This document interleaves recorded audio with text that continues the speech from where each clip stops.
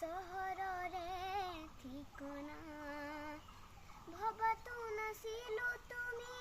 হঠাৎ এৰি যাবা কৰি এৰা পৰুলিয়া